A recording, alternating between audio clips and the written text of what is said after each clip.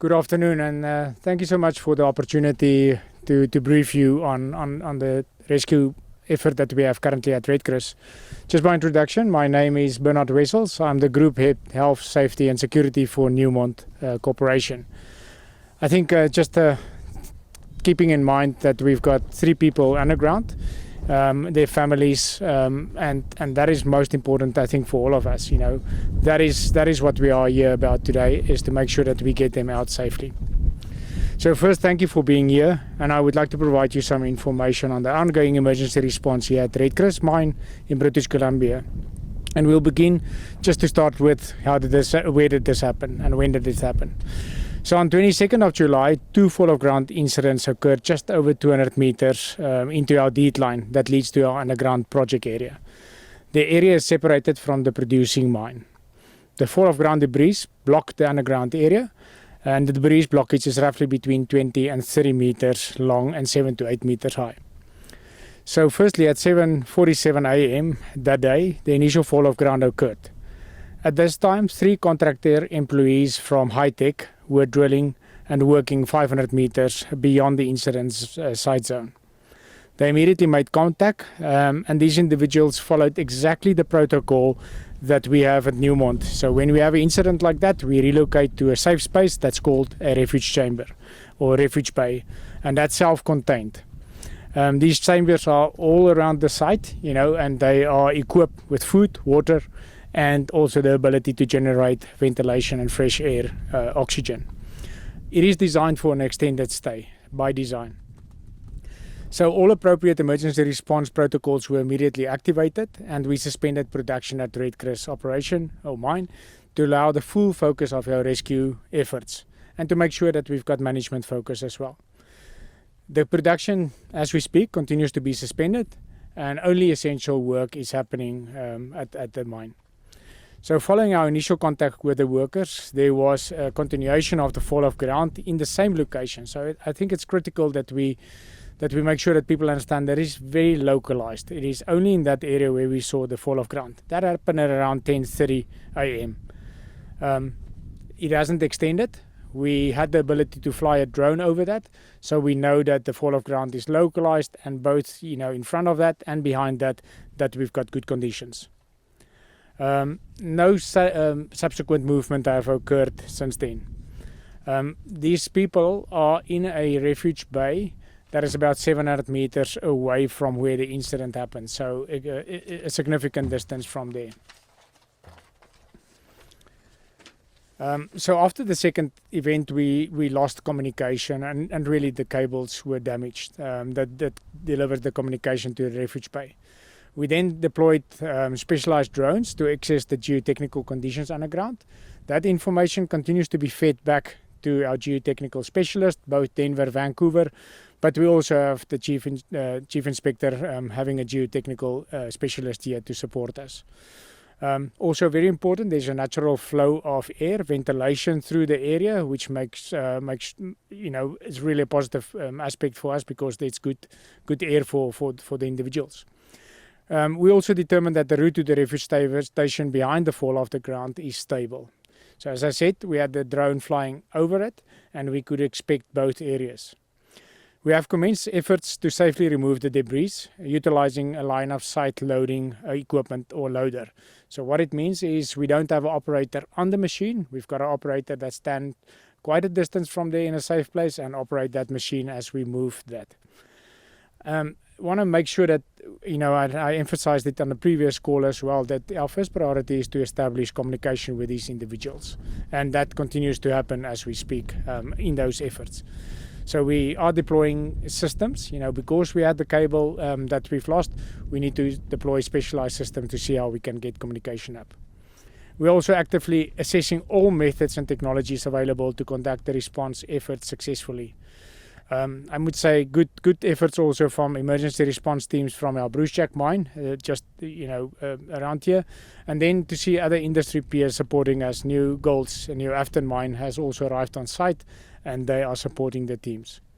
The geotechnical specialists, as I say, they continue to monitor as we are cleaning the debris, assessing the situation, making sure that it stays stable. I think the important thing is here that we are working together to identify the plan for the safest access road for these individuals, and that's important. So our absolute priority is the safety and the well-being of the 3 individuals, but also these emergency response teams that are busy with the process. Important that we keep supporting them and make sure that they are safe in this effort. We've been in contact with the families of the workers and with our workforce, with the provincial officials who've been absolutely supportive in all these efforts. And I would like to thank them for that. I would also like to thank the Tahltan Nation and all our industry partners and peers that has been supportive for us throughout this difficult time. We will continue to provide you updates as we get new information and where it's logic to provide that, both in person, through the media, and directly also through our Newmont Canada Facebook page. And we endeavour to have an update also tomorrow morning. I want to close out by saying, we understand the difficulty, firstly for the 3 individuals. They've been underground for extensive period of time. Their family, the uncertainty what they have, but also the peers and everybody around that. And they are in our hearts. We think about them, and that's most important, and I expect and hope all of us have that at heart. So we are treating this with all the urgency that it deserves. But we need to make sure we do this safely in a way that we protect the lives of those 3 people, but also the people that is in this process. Thank you for that, and I think let's open for a few questions. A question about the drones that you've got, so I describe it properly. Are these drones able to fly over the top of the rockfall? That's correct. So I'm going to just get the wind here. If you sort of consider that the rockfall has got a form like this, we have been starting to, as we started to clean the debris, some of that has come down. So it created a space for us to get the drones over. So it means we actually can see on the other side exactly what had happened, but also inspect the area from the geotechnical perspective, and that has been stable. So that's how we do it. And is that how you were able to tell that there was natural air going through? Exactly. Because of the drones? 100%, but not because of the drones, but because of the way that we measure the flow and measure but because we have seen that dropping, it increased and improved the ventilation flow. And in terms of the communication, would the drones deliver new cables? Is that the plan? Just repeat your question. Will the drones? Drones deliver new cables to support communication, or how does that work? No, the technology is called leaky feeder, and it actually works by having line of sight. So as we lower this debris, it gives us better opportunity to actually have line of sight. So the cable damage, that's something that we are working on. As soon as we have line of sight 700 meters down, we believe that we will be able to have an opportunity to get the connection. The first fall happened. What safety measures went in place between first fall and second fall? Thank you for that.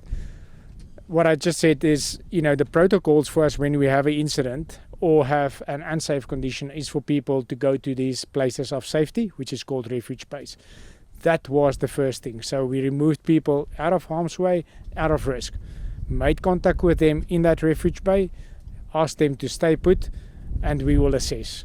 Then the fall of ground happened. That's where we lost communication. So the second one. So that is protocol. That's how we do it within the industry. Were any changes made at the other site, the main site, as a result of the fall on the underground site?